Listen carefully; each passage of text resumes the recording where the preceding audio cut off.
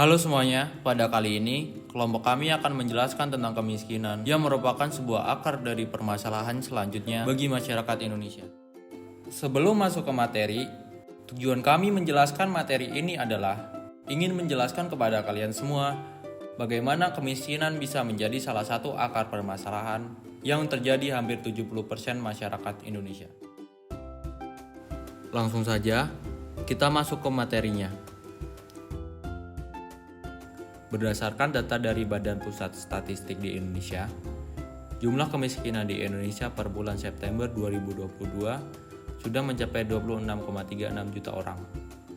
Angka ini meningkat sebesar 0,20 juta orang daripada bulan Maret lalu.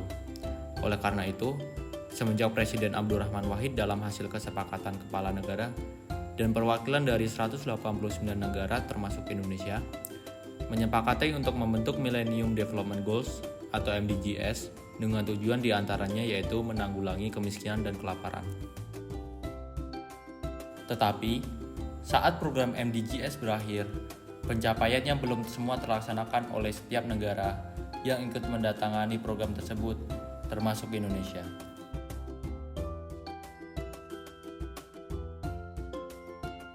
Setelah berakhirnya program MDGs, pada tanggal 25 September 2015, dideklarasikan suatu program yaitu melanjutkan program MDGs, yaitu SDGs atau Sustainable Development Goals, yang akan berakhir pada tahun 2030, dengan tujuan salah satunya yaitu menghapus kemiskinan.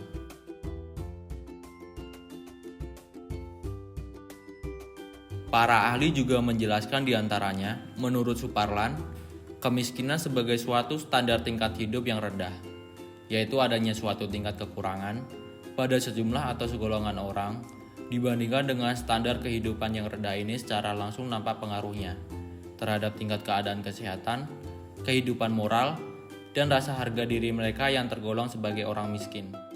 Sedangkan menurut Ritonga, memberikan definisi bahwa kemiskinan adalah kondisi kehidupan yang serba kekurangan yang dialami seseorang atau rumah tangga sehingga tidak mampu memenuhi kebutuhan minimal atau yang layak bagi kehidupannya. Kebutuhan dasar minimal yang dimaksud adalah yang berkaitan dengan kebutuhan pangan, sandang, perumahan, dan kebutuhan sosial yang diperlukan oleh penduduk atau rumah tangga untuk memenuhi kebutuhan hidupnya secara layak. Ciri-ciri kemiskinan menurut Soeharto diantaranya adalah ketidakmampuan memenuhi kebutuhan konsumsi dasar papan, sandang, dan pangan, ketiadaan akses terhadap kebutuhan hidup dasar lainnya seperti kesehatan, pendidikan, sanitasi, air bersih, dan transportasi, ketiadaan jaminan masa depan karena tiada investasi untuk pendidikan dan keluarga, dan ketiadaan akses terhadap lapangan kerja dan mata pencaharian yang berkesinambungan. Kemiskinan dapat menimbulkan masalah lain seperti kelaparan, masalah kesehatan, kriminalitas, dan sanitasi. Kelaparan juga dapat menimbulkan masalah lain seperti masalah kesehatan. Kelaparan dapat menyebabkan stunting, busung lapar, dan gizi buruk akibat kurangnya nutrisi yang dibutuhkan tubuh, atau biasa disebut malnutrition. Meningkatnya angka kematian ibu dan bayi dapat disebabkan oleh gangguan kehamilan akibat kurangnya asupan gizi untuk ibu hamil dan bayi. Orang-orang akan melakukan apapun demi mencukupi kebutuhan hidup sehari-hari. Jika hal ini ditunjang dengan rendahnya tingkat pendidikan, maka yang terjadi adalah mereka dapat menghalalkan segala cara agar dapat memenuhi kebutuhan hidup mereka seperti mencuri, merampok, membobol bank, dan pembunuhan.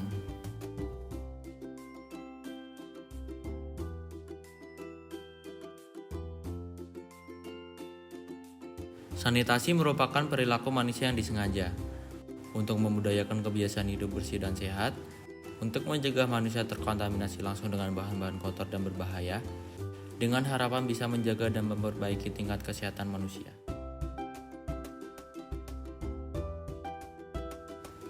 Kelaparan, kriminalitas, kesehatan, dan sanitasi dapat menjadi sebuah lingkaran permasalahan yang saling berkaitan. Kelaparan dapat menjadi sebuah jawaban dari adanya kriminalitas, juga dapat menjadi faktor yang mempengaruhi kondisi kesehatan seseorang. Kesehatan seseorang juga dapat disebabkan karena sanitasi yang buruk. Tetapi, semua hal di atas berakar dari satu permasalahan kompleks yaitu kemiskinan. Sekian yang bisa saya paparkan. Terima kasih. Wassalamualaikum warahmatullahi wabarakatuh.